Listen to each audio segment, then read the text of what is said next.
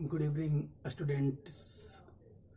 जैसा कि आप जानते हैं कि मैं आपको step by step chemistry class 10th का बताता हूँ। मैंने अपने पहले वीडियो में केमिकल रिएक्शन के बारे में बात की, अपने दूसरे वीडियो में केमिकल रिएक्शन का जो कैरेक्टरिस्टिक्स होता है उसके बारे में बात किया। तो मैं अपने इस वीडियो में आपके सामने उसका जो नेक्स्ट स्टेप है केमिकल इक्वेशन, आज मैं उसके बारे में बात करूंगा। हमने पहले केमिकल रिएक्शन पढ़ा, फिर कैरेक्टरिस्टिक्स के बारे में पढ़ा। जो इसके नेक्स्ट का जो टॉपिक है क्लास 10th का, वो है केमिकल इक्वेशन। तो केमिकल इक्वेशन होता क्या है? सबसे पहले हमें जानना है कि what is chemical equation. Chemical equation तो यहाँ लिखा हुआ है, पहले हम इसे ध्यान से देखते हैं। Chemical equations, the method of representing a chemical reaction. कहने का मतलब यह एक मेथड है जिसमें रिप्रेजेंट किया जाता है केमिकल रिएक्शंस को, जिसके बारे में हम पढ़ चुके। केमिकल रिएक्शन, जो केमिकल रिएक्शन है उसको रिप्रेजेंट करने का एक मेथड है with the help of symbol. जैसा कि आप जानते हैं HE सिंबल है, H सिंबल है, Na सिंबल है, Cl सिंबल है, ये सब सिंबल्स हैं। तो सिंबल्स के हेल्प से एंड फार्मूला ऑफ सब्सटेंस, देखिए यहाँ पर एक सिंबल लिखा हुआ है और फार्मूला ऑफ सब्सटेंस लिखा हुआ है। कहने का मतलब सिंबल और फार्मूला, कहने का मतलब हम फार्मूला के रूप में लेते हैं, फार्मूला के रूप में NaCl, HCl, ये सब फार्मूला है। तो सिंबल और फार्मूला के हेल्प से केमिकल रिएक्शन को रिप्रेजेंट करने का जो मेथड है, इसे हम कहेंगे केमिकल इक्वेशन। तो केमिकल इक्वेशन सिंपल है, the method of representing the chemical reaction with the help of symbol and formula. तो ये बात तो आपको समझ में आ गया होगा कि ये केमिकल इक्वेशन है क्या। क्लास 10th का बहुत ही इंपॉर्टेंट और बहुत ही, जैसे कि हम सिंपल सा बात बताते हैं। देखिए केमिकल इक्वेशन क्या होता है, जैसे सिंपल सा हम बात लिखते हैं, H2 हाइड्रोजन बोलते हैं इसको, और Cl2। तो यहाँ पर मैंने हाइड्रोजन का यूज किया, इट इज द सिंबल।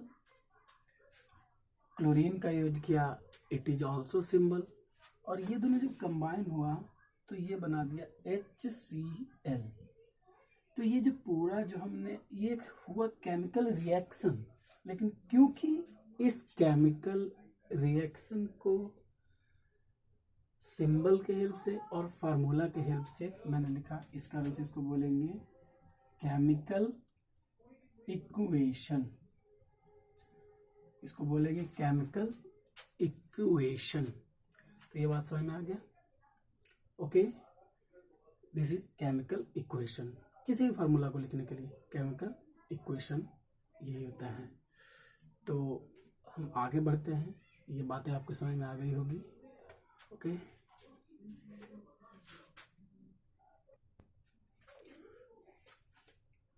देखिए मैंने यहाँ पर एक केमिकल रिएक्शन लिखा।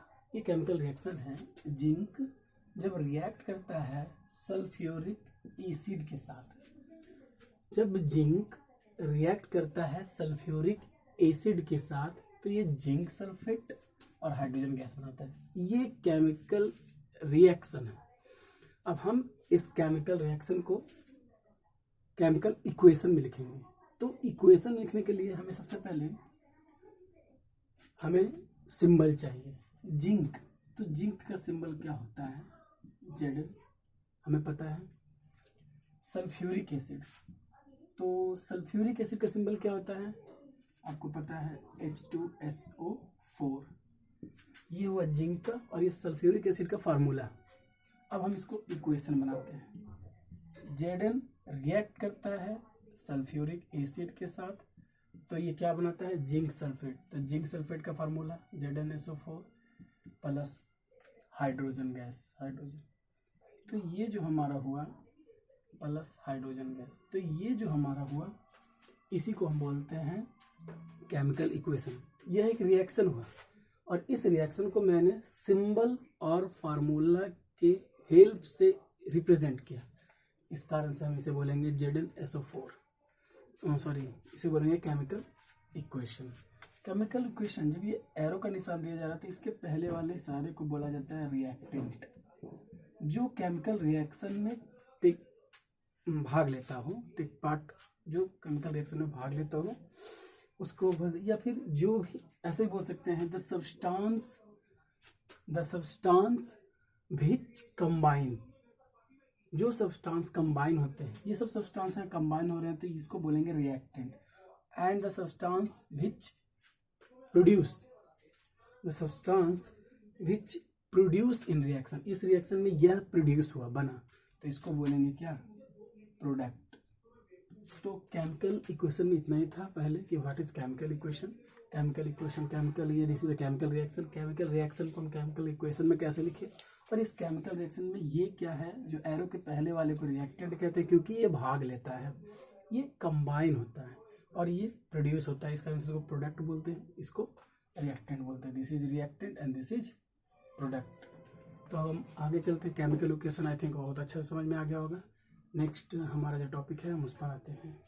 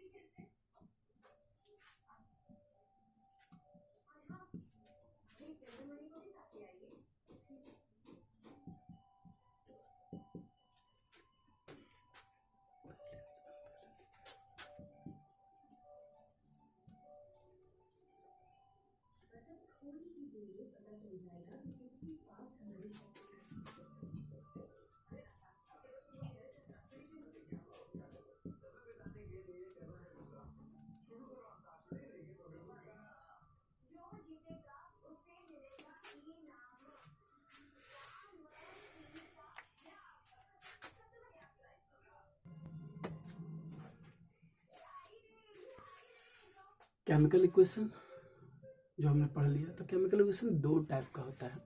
There are two types of chemical equation.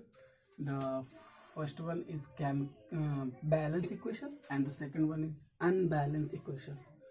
Balance equation क्या होता है और अनबैलेंस इक्वेशन क्या होता है, हम आगे अब जानेंगे इन दोनों में क्या फर्क होता है।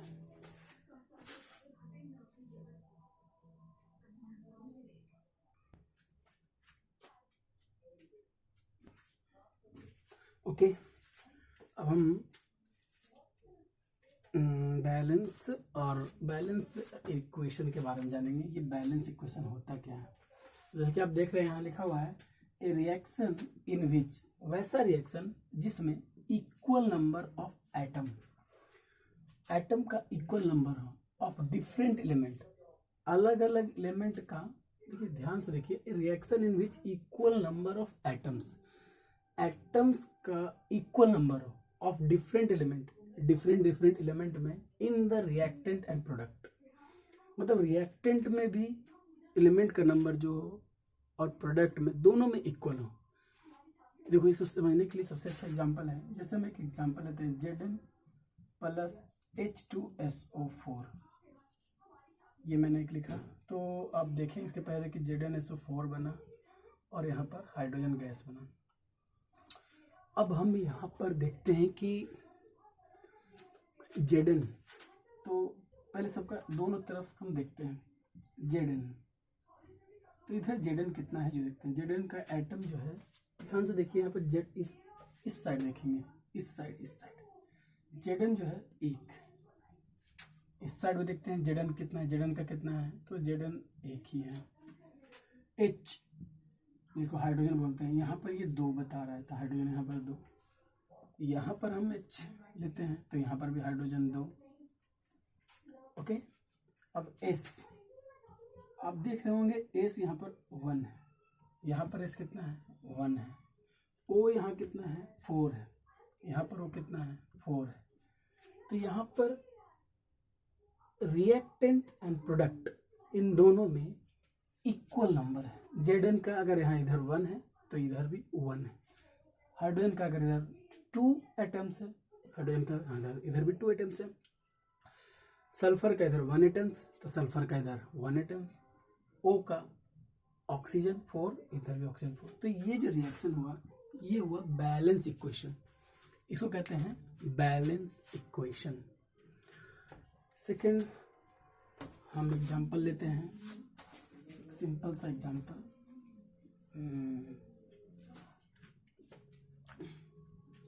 एक और सिंपल सा एग्जांपल लेते हैं हम सब।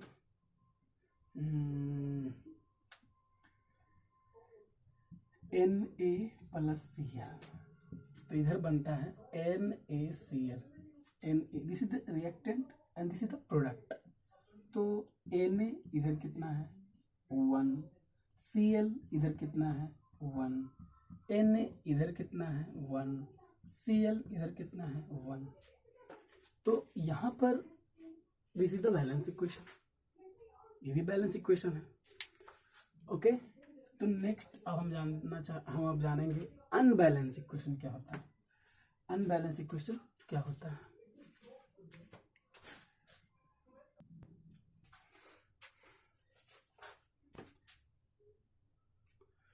तो हम देखते हैं अनबैलेंस इक्वेशन क्या होता है। जैसा कि यहाँ लिखा हुआ आप देख रहे हैं अनबैलेंस इक्वेशन।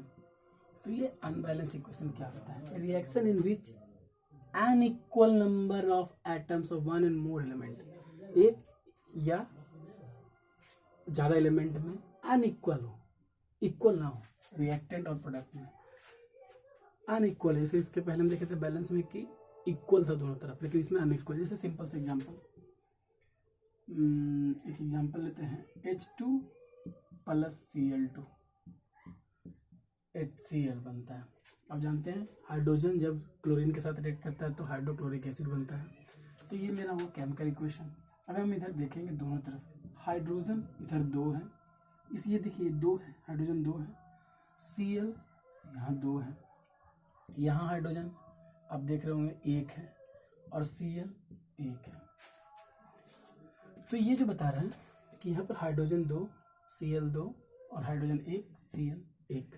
तो ये जो इक्वेशन हुआ हमारा, ये बैलेंस नहीं है बल्कि ये क्या है, अनबैलेंस इक्वेशन है।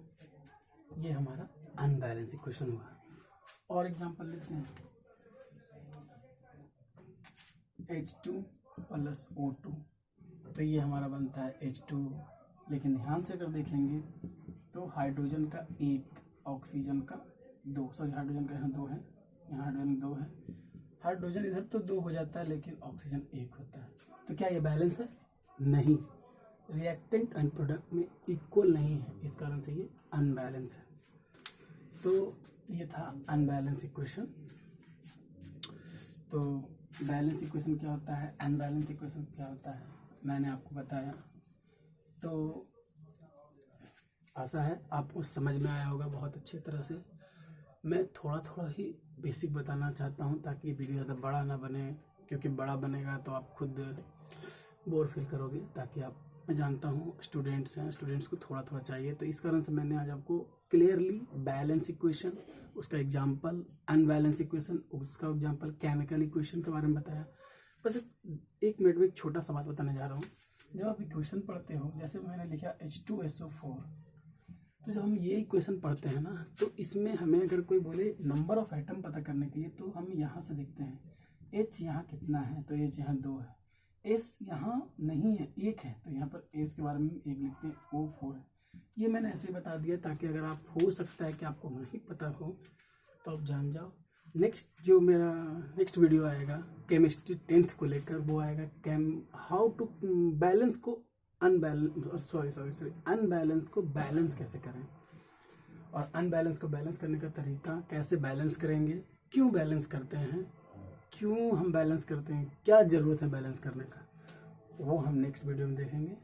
फिलहाल अगर आपको समझ में आया तो बहुत अच्छा, आशा करता हूँ समझ में आया ही होगा, सिंपल ढंग से मैंने बताया। Thanks and have a nice day.